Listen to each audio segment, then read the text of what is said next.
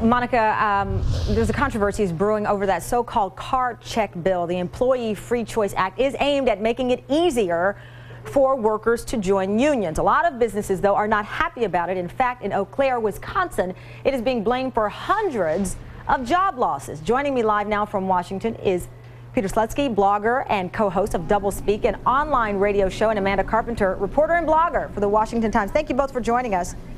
So, Amanda, let me ask you about this out of Wisconsin. The Eau Claire Economic Development Corp says that a company backed out of a project that would have, and this is what they're saying, would have brought in $50 million and 800 jobs because of the Employee Free Choice Act. Is that a real concern for businesses? Is this a rare thing that's happening here in Wisconsin?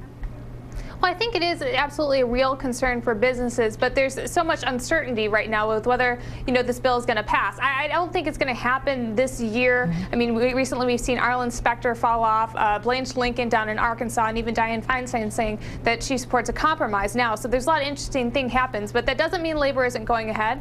They're pushing, very strongly, and they're even staging a press conference coming up with actors from the West Wing, like Martin Sheen, who actually support this bill. So, the fight is still going on, even if it might be kicked until 2010. And for those keeping score, Democratic Senator, as you mentioned, Dianne Feinstein was once the sponsor of the act. It's opposed by all Senate Republicans, few moderate Democrats. The administration supports it. But Peter, let me bring you in on this. You've got Wisconsin Congressman Ron Kind. He says that this is a political smokescreen. Others have said that it's economic blackmail.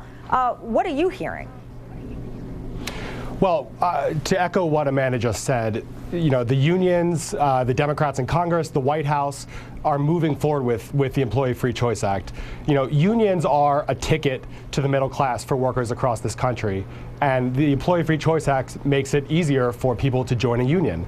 So it's important legislation. And, as we saw with the election in November, this was a hot button issue, and Democrats won. And this, this has consequences. Elections have consequences. Yeah, absolutely.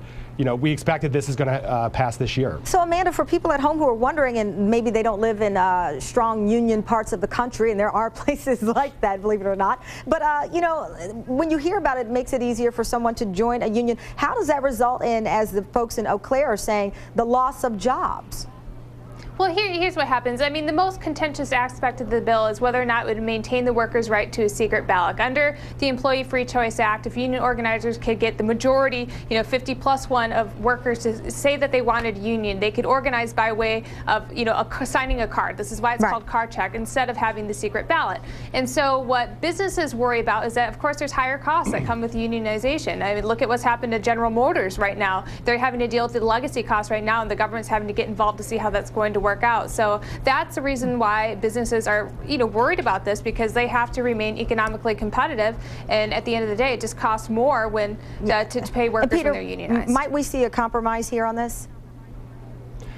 Well, I think that there will be ultimately a compromise if they want to get this done in 2009. If not, it's going to be a huge fight during the congressional elections in 2010. But let me just say also, I mean, as we've seen in the last couple of weeks here bear out, there is too much money at the top of these companies, and this money has to be spread out, and unions are a ticket for that to happen. And I don't have a problem with competitive wages and driving up costs for workers to make more money so they can have a viable existence in this new economy. Peter, Amanda, thank you both. Appreciate it.